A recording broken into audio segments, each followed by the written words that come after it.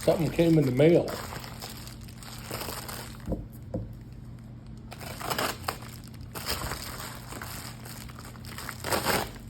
It's nice and sharp. Spyderco Tenacious, lightweight. But that's not what came in the mail. This came in the mail. Buck knife.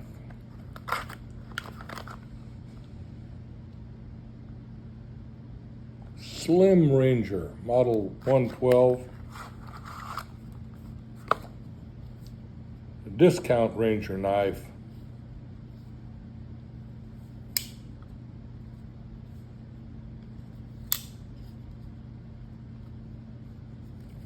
Still a little sticky, brand new.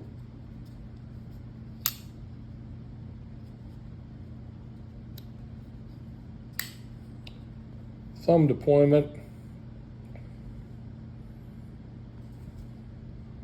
Still sharp. Oh, it does. It's razor sharp. Cool knife.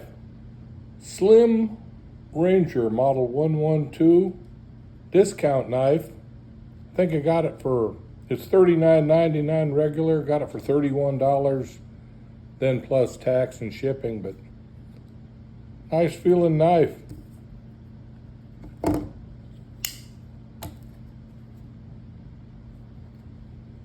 Regular Ranger, the brass bolsters and real heft to it.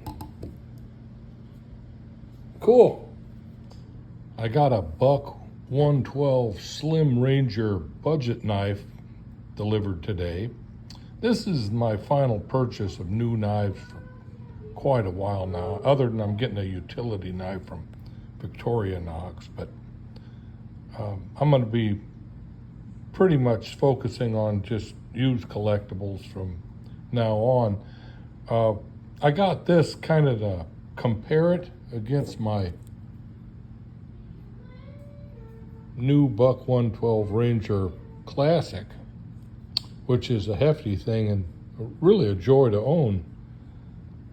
I don't want to put one of those thumb assist openings on it. I just find that awkward to use. And by buying this, I realize it is awkward to open these 112s with one hand. And this particular model knife with the nylon bolsters, not bolsters, whatever you call that, frame siding to the knife is real sticky. It's a little cheap construction, budget knife. It was only $31 plus tax and shipping. There's a real deal going on Amazon for it. It's a nice knife. The blade is sharp, nice and sharp up to just the first curve on the blade, and then it kind of dulls out by the point. I don't want to use it as in the pocket, so I'm going to remove that clip. I'm going to compare it against this. The Spydercos are much easier for single hand deployment out of the pocket, and the weight is pretty much the same. This Spyderco Ambitious weighs about 2.8 ounces in the pocket carry I hooked a clip off this one.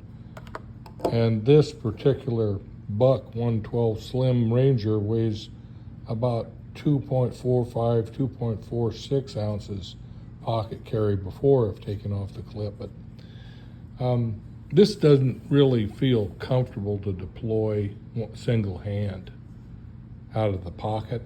It's sticky and everything. Maybe if I really break it in a lot, it'll good, but I mostly got this because it's a collectible for me. Like I said, I'm not going to be buying any more new knives for quite some time.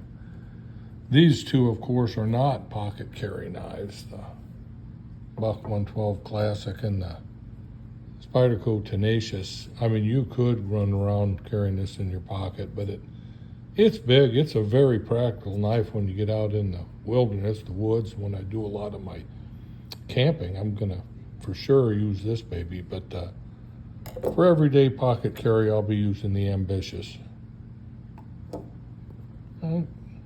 I'm going to pull off that clip. Use a T6 tool, screw tool.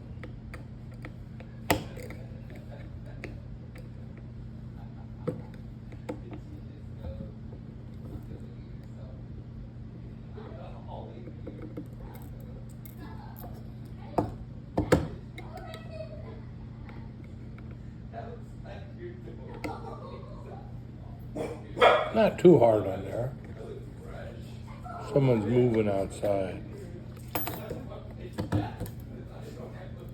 Well, that came off. The clip has been removed.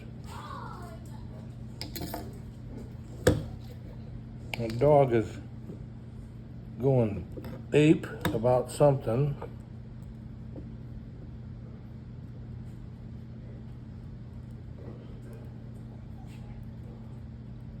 That's it, yawn away over there.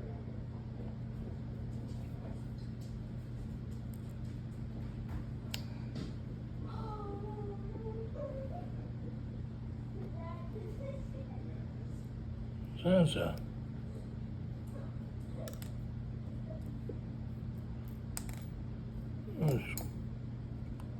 It's me. Not anything with my old hands and shakiness. And my dog hitting me all the time. You go lie down. You go lie down, baby. No, you can't keep pushing me around. I won't let you push me around. You don't push me around. Little screw in there. Wrestling with this. Good dog, buddy. You're gonna let me get this right to the point I was before and hit my arm, aren't you? Yeah, you almost got it out. You almost did your thing. Okay, with the dog's help, I got that clip removed and the knife the way I like it. That actually, removing that clip actually made that feel easier to open. I got a better grip on the blade with my hand. So that improved it for me. Thank you.